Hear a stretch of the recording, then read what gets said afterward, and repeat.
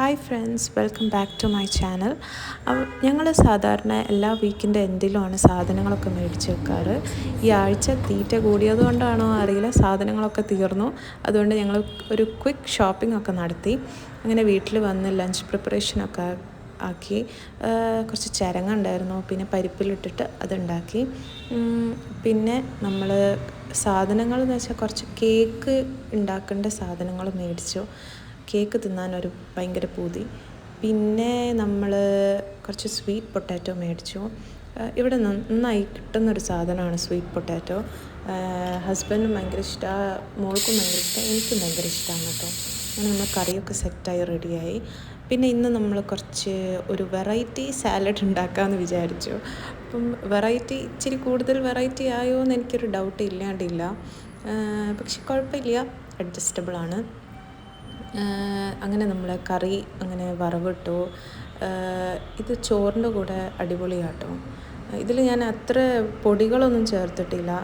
ഇത്തിരി സാമ്പാർ പൊടിയൊക്കെ നിങ്ങൾക്ക് വേണമെങ്കിൽ ചേർക്കാവുന്ന, കുറച്ചും കൂടി ടേസ്റ്റ് ഉണ്ടാവും. എൻ്റെ മോൾക്ക് അത്ര എരിവിനോട് അത്ര താല്പര്യമില്ല, അതുകൊണ്ട് ഞാൻ കുറച്ച് അങ്ങനെ ഉണ്ടാക്കാറാണ്. പിന്നെ ഇതിൽ പറ്റിയൊരു പിഴ എന്താണെന്ന് വെച്ചാൽ, ഈ സാലഡിൽ ഈ ചീസ് ചേർത്തപ്പോൾ ഞാൻ കുറച്ചും കൂടി ഒന്നും കൂടി ലിക്വിഡി ആയിക്കോട്ടെ എന്ന് വെച്ച് വെള്ളം ചേർത്തു. പക്ഷേ വെള്ളം ചേർത്ത് ഇത്തിരി കൂടിപ്പോയി, അല്ലെങ്കിൽ അടിപൊളിയായിരുന്നു. അപ്പോൾ ഞാൻ ബീൻസും ക്യാപ്സിക്കും ഒക്കെ ഒന്ന് സോട്ടേ ചെയ്ത് നമ്മൾ പെപ്പർ പിന്നെ മിക്സ്ഡ് ഹെർബ്സൊക്കെ ചേർത്തു. പക്ഷേ ഈ വെള്ളം കൂടിയതാണ് ഇത്തിരി ഫ്ലോപ്പായത്. പക്ഷെ കുഴപ്പമില്ല, അഡ്ജസ്റ്റബിളാണ്. നമുക്ക് ആ ചീസിൻ്റെ ഫ്ലേവർ ഉണ്ടായതുകൊണ്ട് നല്ല ടേസ്റ്റാണ്.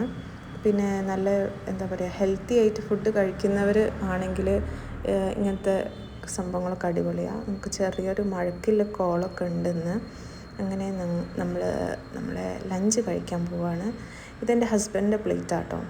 ഇതിലേക്ക് സാലഡ് ഇട്ട്, പിന്നെ കുറച്ച് നമ്മളെ പിക്കിൾഡ് കുക്കുംബർ ഉണ്ടായിരുന്നു, അതും ഇട്ട്, പിന്നെ നമ്മളെ കറി, പരിപ്പ് കറി, പിന്നെ കുറച്ച് കയ്പ്പക്ക ഉപ്പേരി ഉണ്ടാക്കിയിരുന്നു, അതുകൊണ്ട്.